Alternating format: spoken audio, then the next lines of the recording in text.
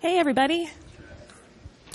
Welcome to the afternoon session. This is always a hard time to speak in, but for you guys especially to be awake in because you have had so much stimulation today, and you've probably had a heavy lunch, and we're in a, much like a megachurch, a darkened, quasi-anonymous room.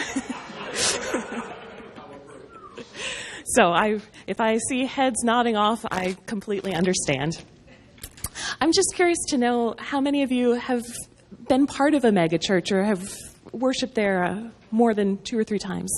Yeah, okay, great. I put my hand up as well.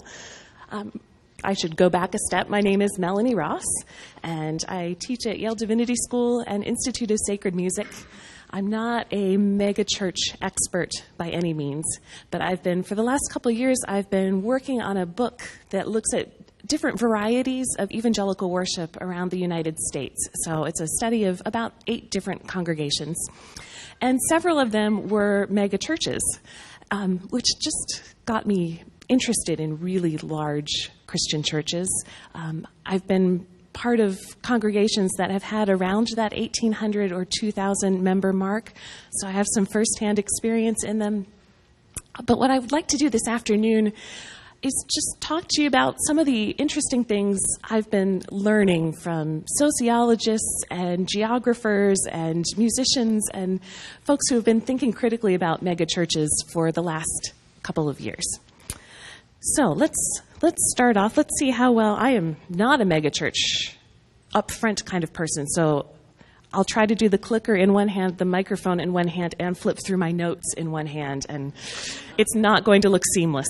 So, in the 1980s, religious observers of the religious life in America started to take note of a new phenomenon, which was a movement aimed at building large congregations that would attract crowds of 2,000 worshipers or more on a weekly basis. And that's generally the definition of what a megachurch is, between 1,800, 2,000 members on the low end. Leading the trend were congregations that reportedly reached over 10,000 in weekly attendance.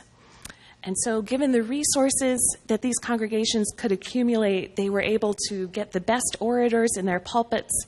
They could provide professional musicians for worship. They could use the latest developments in audio technology, and they could offer an array of classes and programs and recreational activities that took place not only on Sunday, but also throughout the whole week. And so in the decades since the 1980s, for people who live close to cities, it's become a common sight to see large billboards on the freeway advertising these megachurches during rush hour commutes. Megachurches seem to be remaking American religion in some interesting ways. In 2011, the Hartford Institute for Religion Research published their findings about statistics about evangelical megachurches. 2011 is the most recent published data that we have, so it's undoubtedly changed since, but just to give you a sense of what things look like. Yes, maybe. Oh, there's that. I got it? I don't know what I pushed.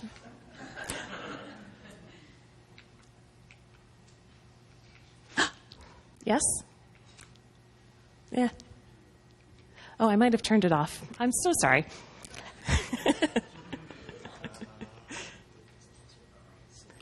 Oh, it's this next. Okay. Might have to point it toward that way. The computer's there. See? All right. So let's start off by saying megachurches are a global phenomenon.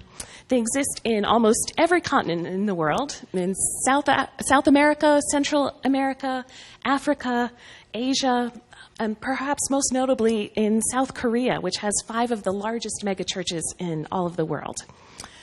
For this afternoon, we're going to be focusing more on the North American side of things. It's estimated there are over 1,200 megachurches in North America, And like I mentioned, to qualify as a megachurch, you need about 2,000 people. Megachurches account for less than 0.5% of all churches in the United States. Less than 0.5%. But more than 10% of church attendance was concentrated in these churches over an average weekend. Another interesting fact is that if this group, just based on size, megachurches, were classified as a Protestant denomination, it would amount to the nation's second largest constituency. So megachurches have tended to grow to these big sizes within a very short period of time, usually in less than 10 years, and usually under the tenure of a single senior male pastor. And it seems that they are still growing, despite reports that they are a boomer-aged invention that might be dying off. It seems like they are growing steadily. At the time of this study, these churches were averaging 8% growth per year over 5 years. A lot of these churches have large tracts of land, 50 to 100 acres.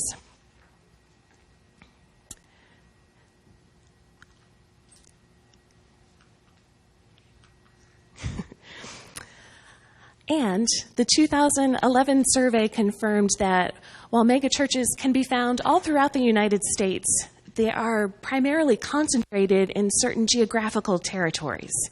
And as you can see on the map, it is the South and the far West that dominate. And in these regions, the majority of megachurches, over 70% of them, are located across the Sun Belt, with California, Texas, Florida, and Georgia having the highest concentrations. Or they're located in suburban areas that are growing rapidly, in cities like Los Angeles, Dallas, Atlanta, Houston, Orlando, Phoenix, Seattle. And we'll come back to this geographic point in a minute. The people who are attracted to the average megachurch they tend to be younger individuals. So mostly family-oriented, solidly middle class. The Hartford Institute suggests that many megachurches draw a lot of their attendance from young adults. So the average age range is in the 30s and 40s, with fully 70% of adults under the age of 50. So this means that megachurches are not only appealing to adults, but they have vast numbers of children and teenagers and young adults as well.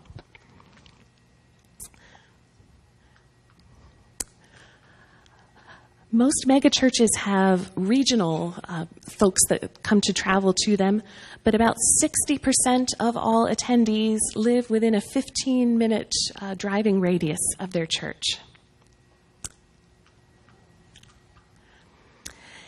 And the study found that almost all Protestant denominations have at least one megachurch. So Southern Baptists, United Methodists, Evangelical Lutherans, even smaller denominations like Foursquare, Christian Missionary Alliance, and the Nazarene, Church of the Nazarene, have also established megachurch congregations. And those churches that are part of denominations usually downplay that connection.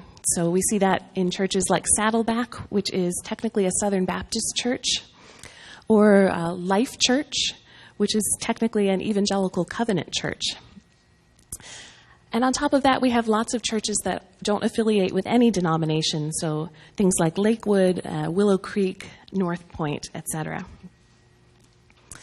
So the question for me as a liturgical scholar is, how do we study these things? And it's interesting that megachurches have not drawn more attention in liturgical studies than they have. I just want to fill you in on the background in liturgical studies a little bit before pushing ahead. And let's do it this way. There's a liturgical scholar that I'll talk about in a minute who has compared the development of the megachurch with the development of the American frontier. So let's start with something called the Frontier Thesis. This is not liturgical. This is historian Frederick Jackson Turner, who made a really intriguing hypothesis in 1893.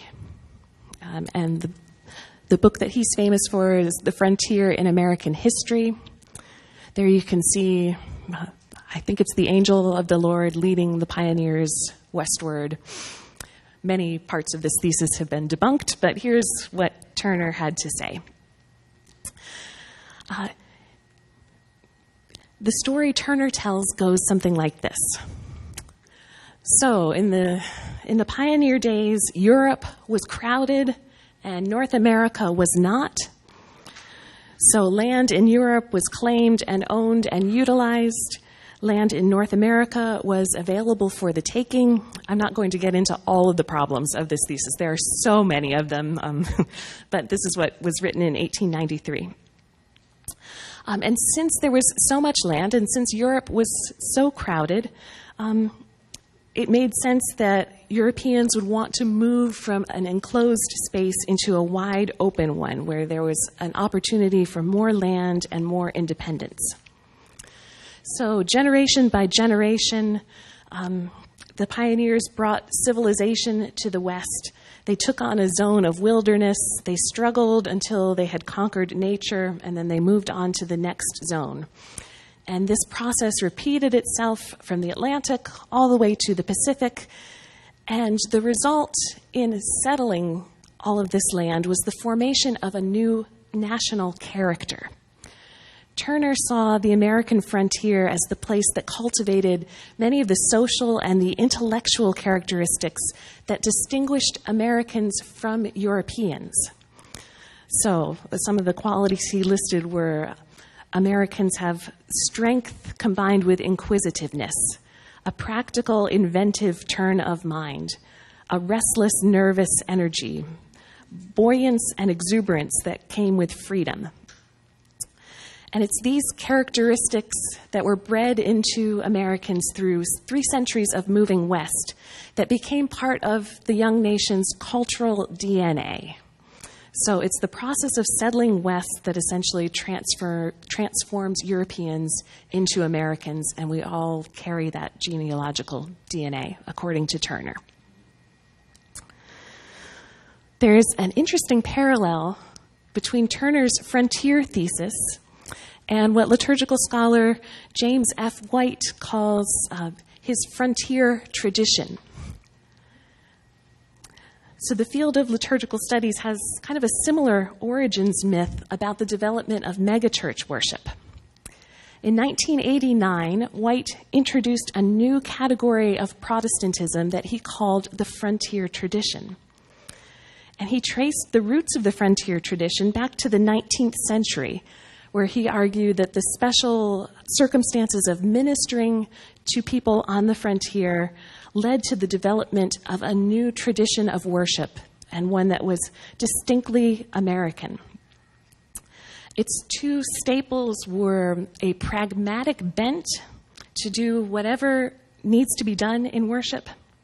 So you don't have to stick to history or tradition. Feel free to improvise according to the circumstances. Yes, so pragmatic bent, and then the second one is do this without being inhibited by traditions or service books. Specifically, White suggests that Charles Finney, the famous revivalist, developed a 3-part order of worship that came to dominate American Protestantism. And that worship order was Preliminaries, or music that softened up everyone's heart, that then led to a hard-hitting sermon, which resulted eventually in an altar call. And White argued that this worship pattern continued to serve evangelicals up through the 21st century, and it was seen especially in megachurches like Willow Creek. So that's a little bit of the scholarly background. What I want to do during our time together is just poke at this original frontier Thesis a little bit and see how things might change if white were writing today. And the first thing that I want to look at is the shape of the so-called frontier. So prior to World War II, when we think about geography in America, our spatial landscape was marked by cities and defined by cities. So they were bounded areas with distinct centers that dominated economically and socially and politically. Initially, it was only the well-off people that could afford to own a private residence outside the city. But the turn of the century brought new transportation developments in the late 1800s that allowed the suburbs to develop. And so by 1930, there were commercial and industrial regions that became somewhat autonomous from the cities. But since the development of the suburbs, things have progressed even more. Today, some of the fastest growing areas in the United States are in places called exurbs or ex-suburbs. So exurbs are located beyond the suburbs. They're areas where patches of commercial and residential developments are mixed up in a matrix of rural land that doesn't have any commercial center. So if you're in the back and can't see real well, the blue dot in the center there would represent a city. The yellow patches are the suburbs, and the green areas in between are the exurbs that we're talking about. And here's a more photogenic representation of that. In 2004, New York Times columnist David Brooks described exurbs this way. America's population is decentralizing faster than any other societies in history. People in established suburbs are moving out to vast, sprawling exurbs that have broken free of the gravitational pull of cities and now exist in their own world far beyond. 90% of the office space built in America in the 1990s was built in suburbia, usually in low office parks along the interstates. But now you have a tribe of people who not only don't work in cities, they don't commute to cities or go to the movie in cities or have any other contact with urban life. You have these huge, sprawling communities. Huge, sprawling communities that don't have a center.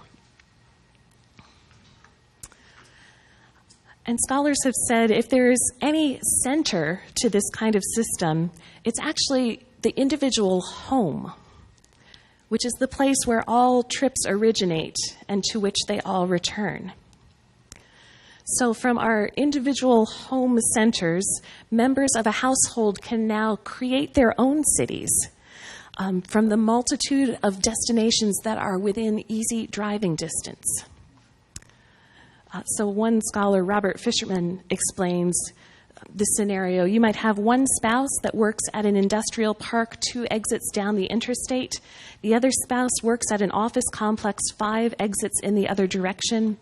The children travel by bus to comprehensive schools in their district or drive themselves to the local branch of the state university. The family shops at several different malls along several different highways. Once a year, perhaps at Christmas, people go downtown, but they never stay for very long. So why are we talking so much about exurbs? The reason is, for the last 50 years, the fastest growing, largest, and most innovative churches have not been formed in the suburbs, but have come about in these vast, sprawling, polynuclear exurbs.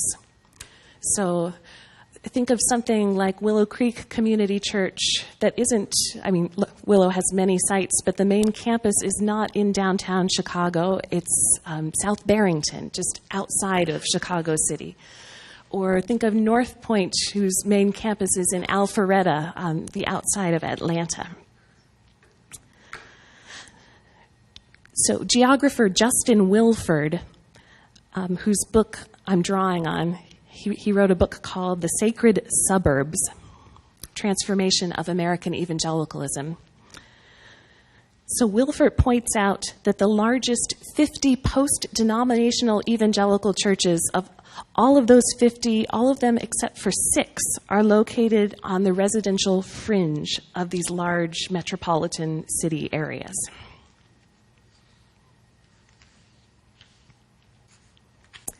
And here's the part that I found especially interesting. Wilford studies geography, but he also did a study of Saddleback Community Church in California. And his thesis is that part of the reason megachurches thrive is because they've learned how to map their ecclesiological commitments onto this new post-suburban landscape. So just like the center of post-suburbia is the family home, where from that point members create their own individualized cities, Wilford says that the center of a post-suburban megachurch is an array of dispersed nodes where congregants map their own approaches to church belonging. So let's make that a little more concrete. Wilford gives the example of Saddleback, which is an evangelical megachurch located on the outskirts of Los Angeles. And he notes that if a member misses a Saturday evening service at 4:30, it's not a problem because there are 6 others that are taking place that weekend. Furthermore, because sermons are streamed or archived online, a member could skip attending for a week or several weeks and still catch up without missing the content of a single message. Or if the amount of time that it would take to stream that sermon is too much, that member could catch the highlights in a Tuesday small group meeting. And if that person has not attended small group in such a long time that they would feel awkward going to their original one, well, there are over 3,800 other small groups that they can choose from. So Wilford's idea here is really interesting. We might think that with people all spread out, that the church campus would function as the center of worship that draws everyone to itself. Instead, he suggests that once a person is committed to membership in the church, the center moves out to all of these small individual group homes. So there are many centers to the church, and they are all private. So the structure of the church's ministry mirrors the structure of its built environment. Let's keep that in mind and move on to a second point that I want to talk about, which is this Preliminaries sermon Harvest of Converts service order that James White has come up with.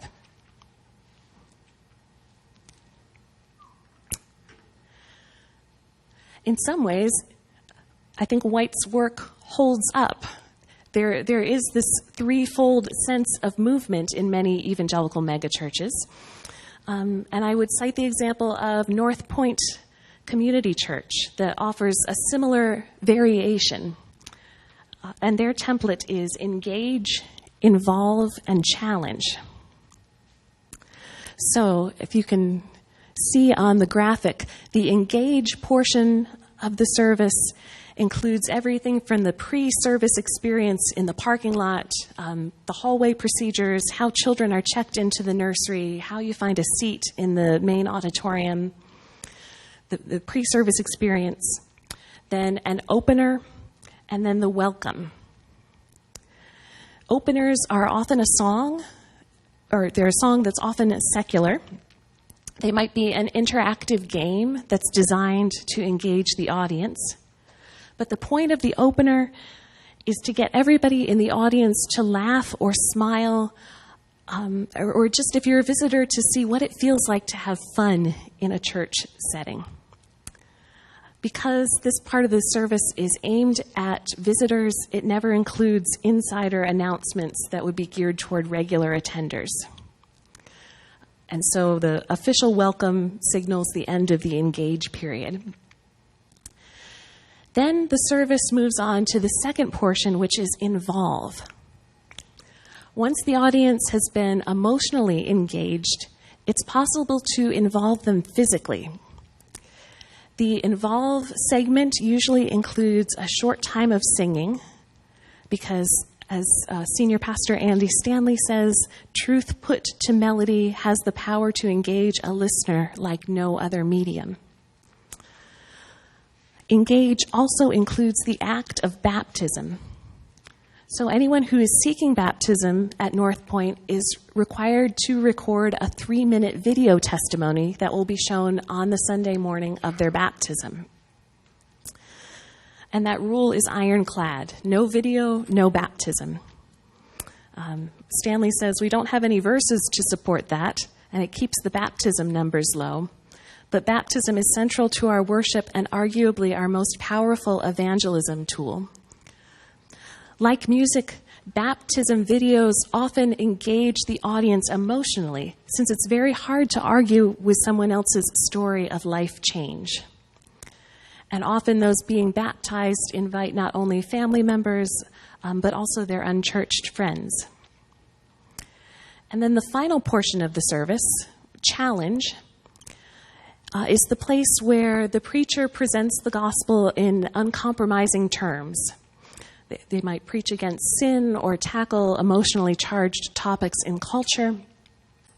But the goal for the challenge portion of the sermon is to tap into a common emotion that everybody in the audience, whether a believer or a skeptic, can share. So Stanley says that there are arguably no specifically Christian problems. So none of us feel like we have enough money. Every married couple faces the same issues. We all wonder what happens to us when we die. So Stanley is selective about the verses that he addresses on Sunday morning.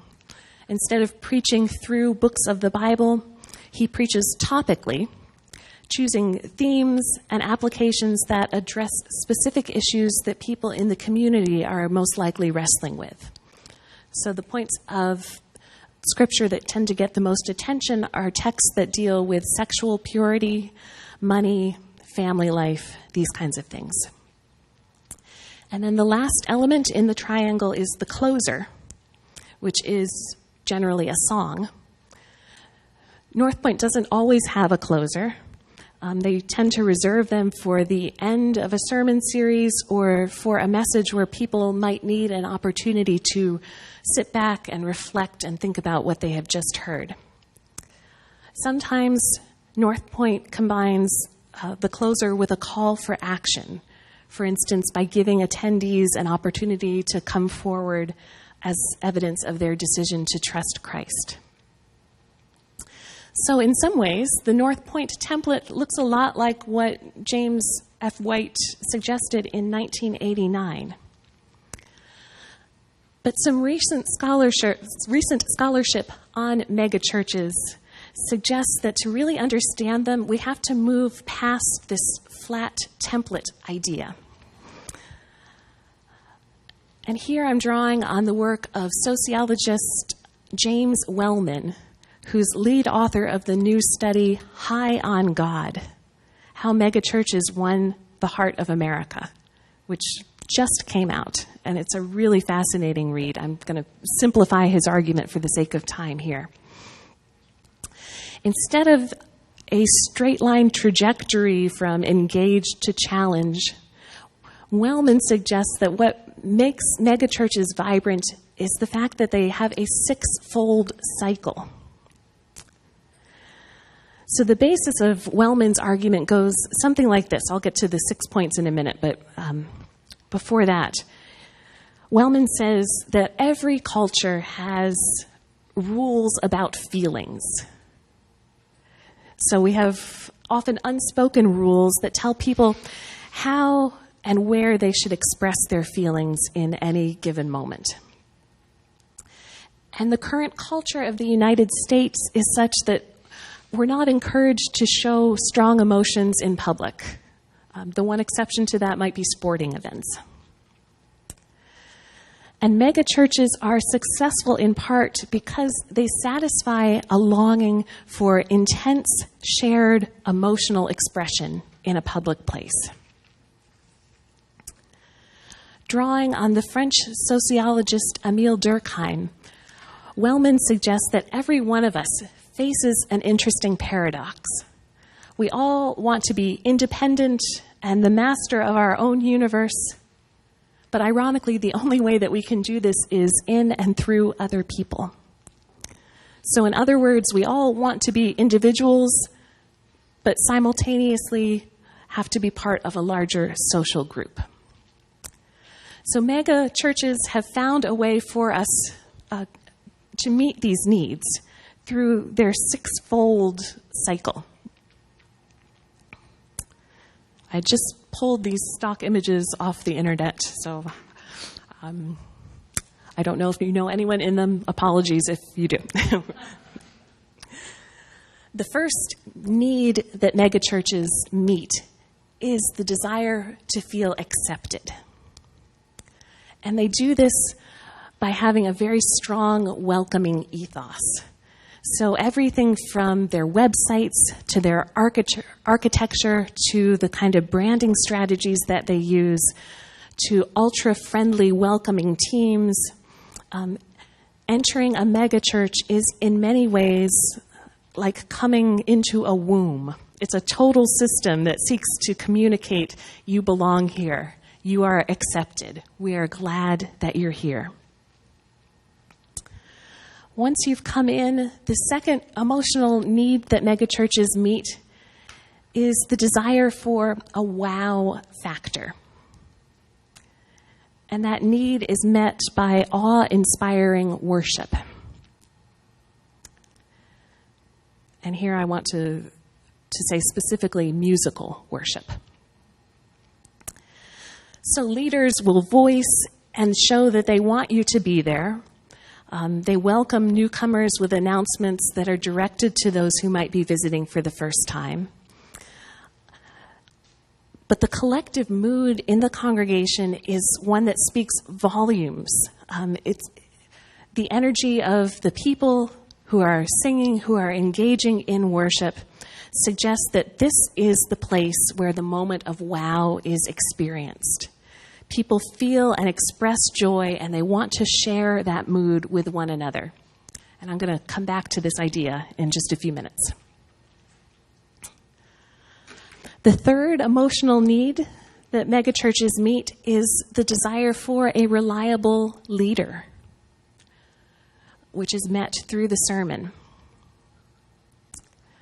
So think about your experience perhaps in an auditorium where after you're done singing, there's a sense of expectation. All heads are turned in the same direction. All eyes are looking to the same person. And the pastor begins to preach. And megachurch pastors are always very charismatic individuals. They are what Wellman calls energy stars. They attract people to them because of their charisma and energy. They take the center stage and they become a key focus of attention for the congregation. Which leads to point 4, the fourth emotional desire. The desire for deliverance, which is met by the altar call. So after you've had so much singing and a very powerful sermon, it builds up to this dam of emotion that is waiting to be released.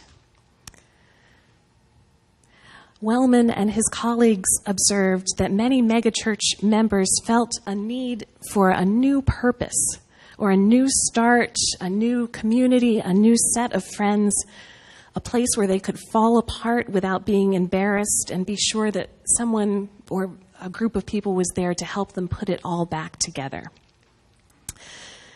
And so that's what the altar call does. It creates a tangible space of radical openness. And it offers a dramatic invitation to new life.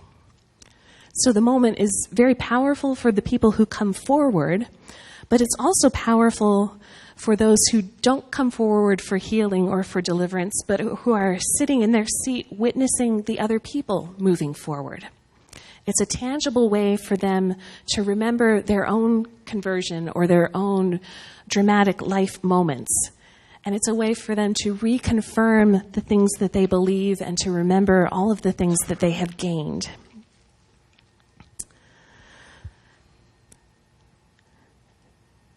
The interesting thing is that now Wellman adds 2 steps that we didn't see in either the Frontier Thesis or in just a quick overview of a Sunday morning template at North Point. Wellman says that megachurch attendees leave the church charged with all of this emotional energy from the ritual that they've just participated in, but that it ultimately begins to wane if people don't experience that same kind of energy in other events. So, this leads to the other 2 steps. There's still a desire for personal purpose, which is met by service projects. So things that happen between the Sunday morning assemblies. Worship is never understood as a once-a-week Sunday event. The invitation is not simply to accept Christ, but also to enter into a community and to mark oneself as a member of a family and to discover your strengths and your purposes and ways to serve others. And this emotional need is met by service projects and opportunities. And service projects have a twofold effect. They fill the people who are participating in them with a sense of purpose and direction. And the second thing that they do is signal that person's loyalty and devotion to the gospel message and to this particular megachurch community that they are part of.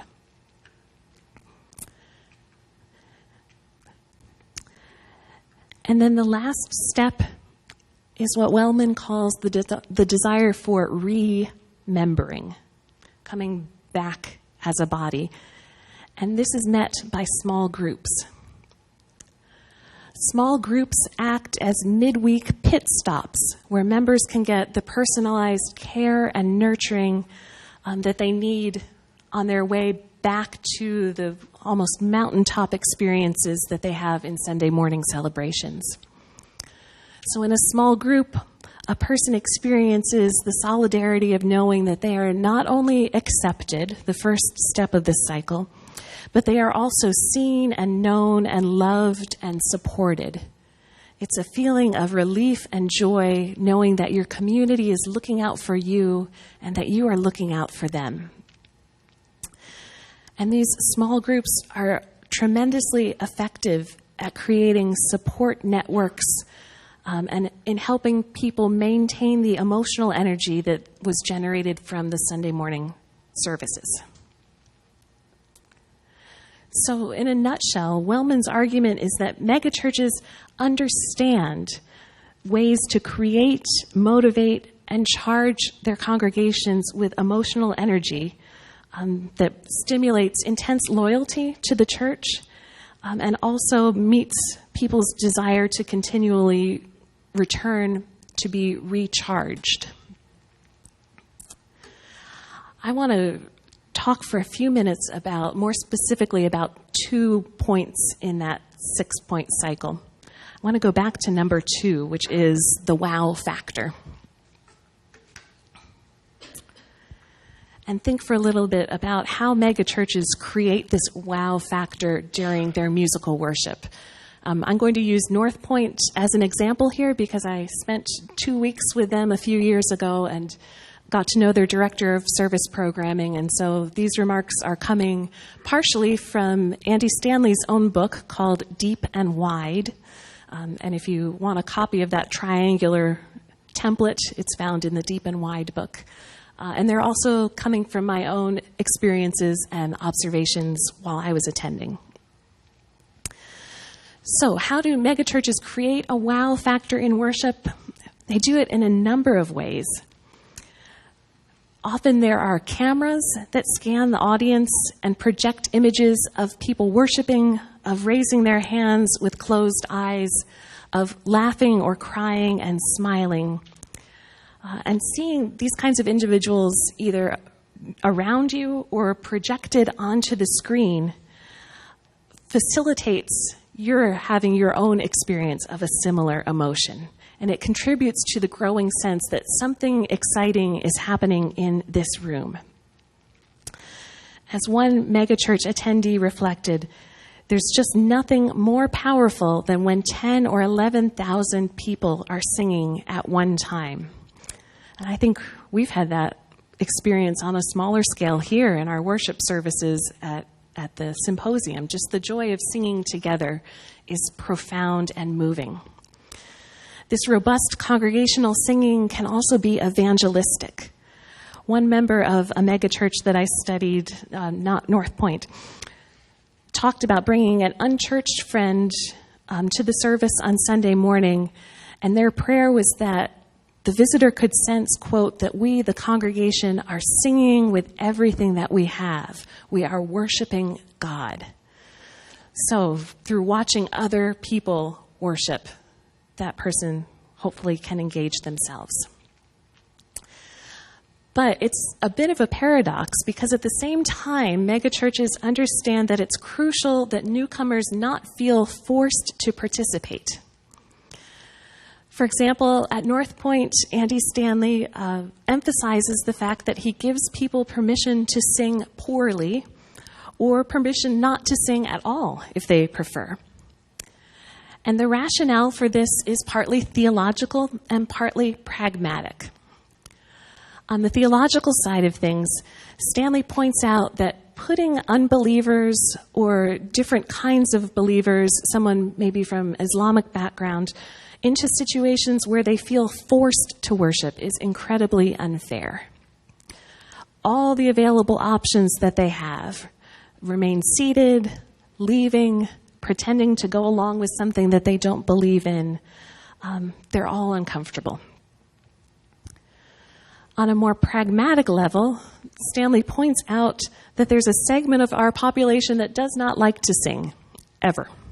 They don't sing in their cars, they don't sing in their showers, and they're not going to sing in church.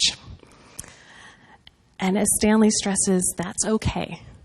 Worship or song leaders ought not guilt people into participating.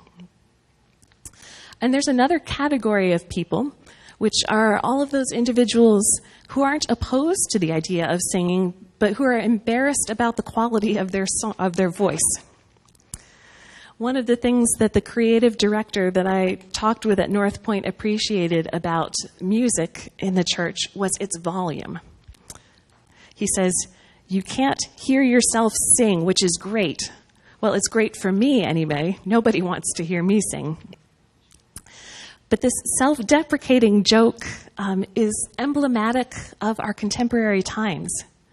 John Bell, who is a leading expert on congregational song, notes that today 1 in 4 people has had a formative experience in which a teacher or a family member or somebody that they respect has told them that their singing voice was not good enough to be heard in public. And this despite the fact that the number of people who actually physically cannot replicate a melody is minuscule. So we've become disenfranchised from our own voices. So at North Point, this trifecta of difficulties, people who don't like to sing, people who are self-conscious about their singing, and people who may have theological objections to singing, the solution has been the creation of what writer Dan Wilt calls a worship immersion culture. Advocates of worship immersion were raised to listen to music through their headphones, and they want to feel surrounded by music in large-scale environments. And they don't necessarily feel that they need to sing themselves to engage. Instead, in Wilt's words, they want to feel the music and the lyrics in their bones. They feel close to others in the room when we are all sharing in the same experience, surrounded by and participating in and with the music that's filling our shared space. And this idea of a worship immersion culture, where it's like listening to music in your headphones, was born out by my own experience in the megachurch environment. At home, when I listened back to my recordings that I made that morning, the musical portion was badly clipped. For us non-tech folks, clipping's the term for what happens when the volume is too loud to be captured with the kind of recorder that you have. It was too much for my recorder to handle.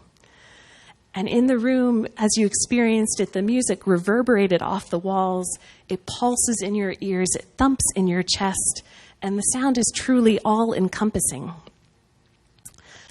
The creative director at North Point offered his own interpretation or perspective on this worship immersion culture with a story of his own. He said, "Several months ago, I decided I needed to experience something different from one of our megachurch Sundays, so I went to a Catholic church downtown. It was amazing. There was something that was very comforting about the order of the liturgy. There was a great deal of reverence and sanctity. There were parts of the service that I loved, like when the whole congregation stands and prays, 'Lord, hear our prayer.' I know that can become rote, but when you sit and think, here's a collection of 200 or 300 people calling out to God to hear our prayer, there's something so inspiring about it." And then he paused and he thought for a minute and he continued and he asked, the reverence, the awe, where are moments like that in our megachurch service? And he thinks specifically about one of the songs that was sung that morning, the Keith and Kristen Getty hymn, "In Christ Alone." He said, even though we were playing it through a giant PA system with lots of bass and lots of lights, the words tell the story of Christ's death, burial, resurrection, and ascension, and what will eventually be a heavenly choir singing to Christ alone. There's a moment in that song when I'm like, wow, we are part of this enormous kingdom of God, both living and past. And it was through being immersed in this loud environment where he didn't necessarily have to sing himself that he had that experience. Sociologist Kevin McElmurray, if I'm saying his name right, calls this mode of worship being alone together.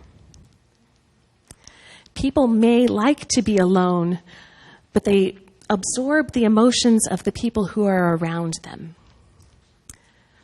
So emotions spread almost like a virus, with the emotions of people who are in close proximity to one another tend to converge. And this is one of the reasons why megachurches work so hard on getting unchurched people physically into their spaces. They know that the joy and the wow that people experience in the sermon or the service can only happen as part of a crowd. That the emotion of the room creates a sense of urgency that something is happening here that happens no place else.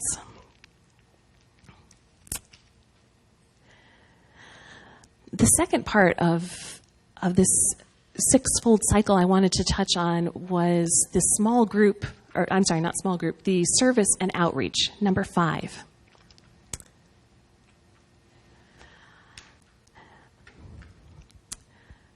When Wellman writes about service and outreach, he gives an example where one of the churches in his study sent out 600 volunteers to completely refurbish an entire city park, which was something that the city officials had said would take 5 years to complete. And the volunteers just took care of it all in one weekend.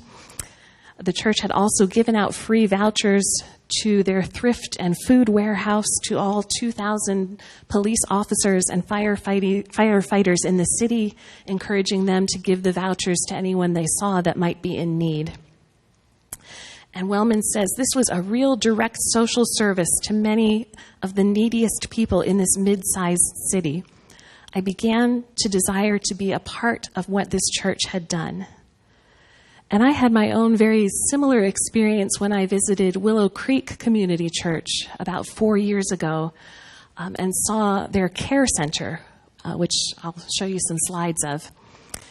In 2013, Willow opened a $10 million care center, and it was built as a 60,000-foot addition to their church. So the church and the care center are connected. The inside of the care center is not laid out like a thrift shop or a food pantry.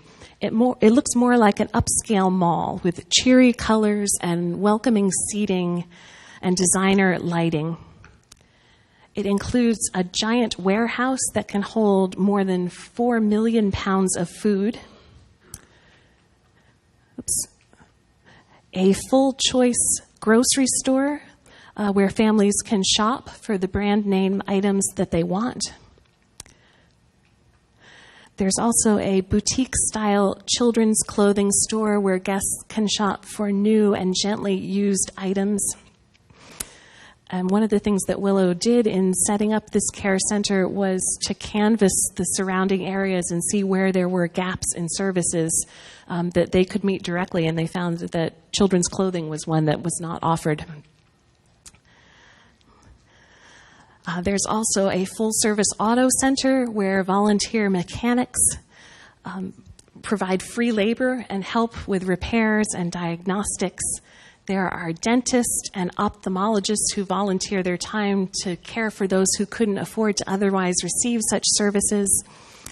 And other things that the care center offers include financial, legal, employment counseling, educational services for folks who are getting their GEDs or learning English as a second language, and childcare for when parents visit the center. And when I was there between 2014 and 15, the care center served about 4,000 people a month. The director of the center, Josie Guth, explained that it operates on 3 levels of service. First of all, there are all the immediate relief services, things like food and clothing and transportation. So guests can come for these things to the care center up to 3 times a year with no questions asked. At the second level are guests who either come more than 3 times a year or who self-select and say that they would like to receive more help. And at this point, a care team steps in that's comprised of volunteers that take a deeper dive into guests' stories. They learn what's really going on behind the statement, "I'm hungry and our family needs some food." And for families that are stuck, the care center gives them referrals to long-term services. They try to address the underlying root causes of hunger and get families back on track whenever possible. And then there's a third level of service, and that is for elderly guests who live on fixed incomes. They are welcome to visit the care center for as long as they need to, even if it is more than 3 times a year. For all of these services, though, Guth stresses that the care center is all about moving people into hope and relationship. She says, one of the quotes that I grabbed onto years ago was that the definition of poverty is not a lack of resources, it's the lack of relationships. The more I'm in this, the more I really do believe that's true. For instance, if something happened where you or I could not pay rent, we would be surrounded by a network of people who could support us and help us figure it out. But most of our guests are alone. They don't have that support system. Part of the solution is giving them services, but to really change their lives, we have to figure out ways that we can engage them with relationships. Building the care center right on campus was a great way to say, not only can we provide you with help, but it would be great if you could come into our church community and be more loved and connected. And I had that same feeling that Wellman talks about, being really excited to be, even for a short time, associated with a church that was doing this much good in the world and reflecting the body of Christ in a way that only a tremendously large congregation can. So I cite all of this research to say that there's a lot going on in megachurches, and much of it is more positive than critics have led us to believe. Critics frequently charge megachurches with being a kind of religious Disneyland, a form of entertainment that doesn't offer much spiritual challenge from the pulpit and no strong sense of group belonging. But the research reveals something else. Megachurches succeed because, A, they mimic their geographic environment, and B, because they've created a system that responds to the deepest longings of the human spirit through acceptance, a sense of joy, a leader that inspires and offers a message of deliverance, and a community that accepts and equips and sends people out into the community to serve. At the same time, I think there are important questions that we can ask of megachurches. And the first one is, what elements of discipleship or historic liturgy are missing? Aaron Nyquist started a small service within Willow Creek that met on Sunday nights called The Practice, that was designed around spiritual practices that celebrated the Lord's Supper each time it met together. And in talking to him, one of the things that he pointed out is, if the driving question is, how do we get the room fired up in the first 30 minutes of the service? Well, the answer is never going to be corporate confession. However, if the question is, how do we help form people into Christ-likeness, then corporate confession would definitely be one of the answers. So it's important to ask, or to think about, what is the primary question that your church is asking, and how is it answering that with its worship?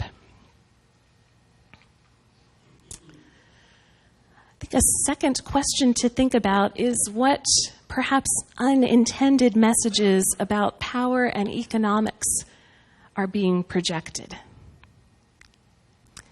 What does it mean when we have jumbotrons and screens in our churches?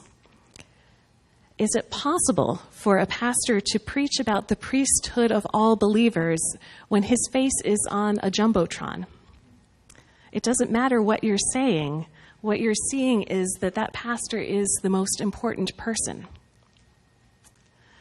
Which reminds me of a comment made by our own John Whitfleet, who says that in a culture that is so obsessed with making and spending money, how can we promote excellent worship, but not promote the idea that it takes hundreds and thousands of dollars to worship God well? And that question resonated deeply with Aaron Nyquist as well. He told me, you might even say that one of the clearest teachings of the megachurch is you can't do worship without $1 million auditorium. And part of his thought in founding the practice was to say, I want my life message to be, you, the congregation, can do it. You don't actually need us, the leadership. You need to be a part of a community. But as far as the actual worship Sunday morning goes, you don't need all of the bells and whistles and electronic devices. You don't need amazing production things.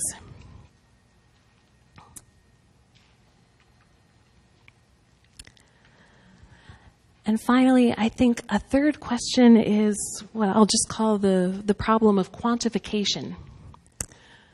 Should success be judged by numbers?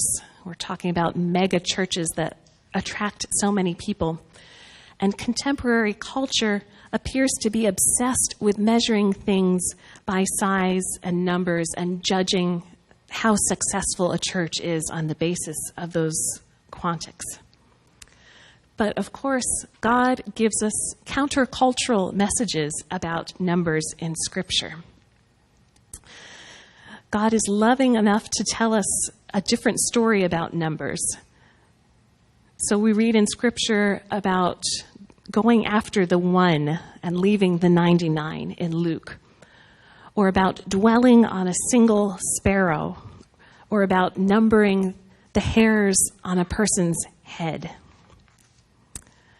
Albert Einstein once said, or is reported to have said, "Not everything that counts can be counted, and not everything that is counted counts."